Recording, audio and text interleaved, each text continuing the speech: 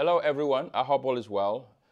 Let me tell you a story, my story that happened to me traveling from here, the continent, to the continent, Cameroon, the great country of Cameroon, beautiful country that I just visited for 1 week, working with the great team of the UNDP.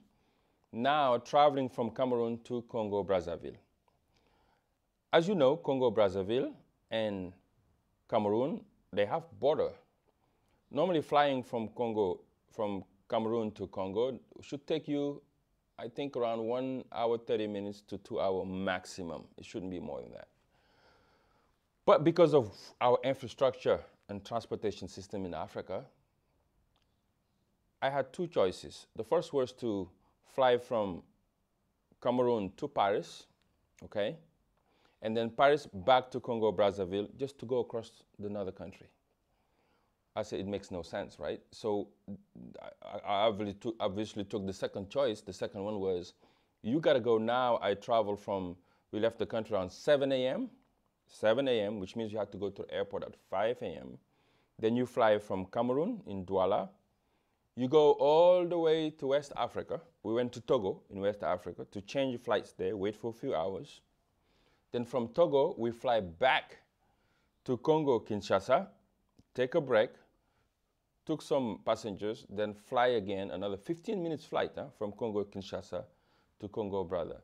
Basically, the flight from one country to another that are bordered, that's supposed to take 2 hours, end up taking me and my team, and actually most of the people were traveling in the same route, from 7 a.m. to almost 10 p.m. Imagine, you have a whole day to traveling between countries from Central Africa to go to West Africa, then to come back to Central Africa to be able to go to your destination. It's unbelievable how much time we lose in Africa try to travel from one country to another. This is a big issue for our economy. Second, the flights are extremely expensive. So majority of Africans cannot have access to regular flight tickets from one place to another. What does that say? It says that there is a huge opportunity investing in transportation, especially on air flights in Africa. If you're an investor in this area, this is the moment to do it, because there's a growing middle class. There's a lot of investors coming into the continent, but you waste too much time and too much money to try to go from one place to another. Imagine the day that we went back to creating another thing like Air Africa. When I was younger, that's what we had. Like each African country just has 2 or 3 flights as their contribution. We will be able to compete Air France, we'll be able to compete Delta, we'll be able to compete American Airlines, we'll be able to compete Brussels Airlines, we can compete even Emirates. All of these airlines that are coming to Africa making billions of dollars, especially like companies like Air France and Brussels Airlines, they are very expensive because they're investing in the area. How can we be this big of a continent with all of these resources, with all of this population, soon to be 1.7 billion people, and we still cannot afford to have one airline decent enough to take control of our transportation system? We can't talk about business and integration, economic integration between each other, where we can't even have direct flights from one another. From one country to in 1 hour, it's going to take you all day that you waste. There's time that we wasted 24 hours.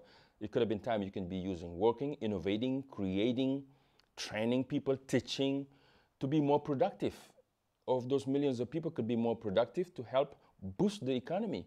But you spend all of the time traveling around. The European Union found a way to be able to fly in between countries in a cheaper way so people can commute to do business, to transport goods, to take care of each other, to boost the economy.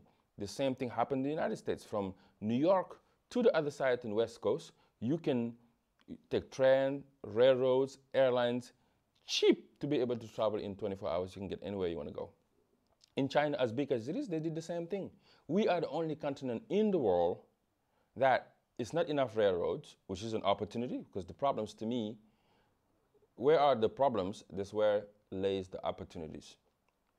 There is a lot of opportunities in those areas. The railroads are not there. You cannot travel from Morocco to South Africa. We should be able to think to do that.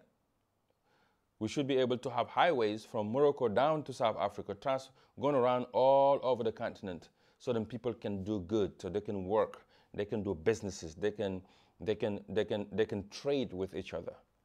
This is the work for our generation, not only for governments, but governments should lead the way, but also the private sector should be thinking of how we can invest in transportation, in infrastructure, in air, but also on railroads, on highways, so people can commute and work with each other. In some countries like Congo, some countries like, Congo Brazzaville, countries like Congo, some countries like my country in Senegal, it's even difficult to travel from one place to another one. So how can we now go beyond connecting our countries so that economic, model that we want to create exists? This is another challenge that I want us to discuss. Tell me what you think of this issue of transportation in Africa and the time wasted to be able to go from one place to another. It happened to me a few years ago in Gabon in 2014. I went to a conference and they told me, well, to go back to Senegal, you better go all the way to Paris and come back down to Dakar.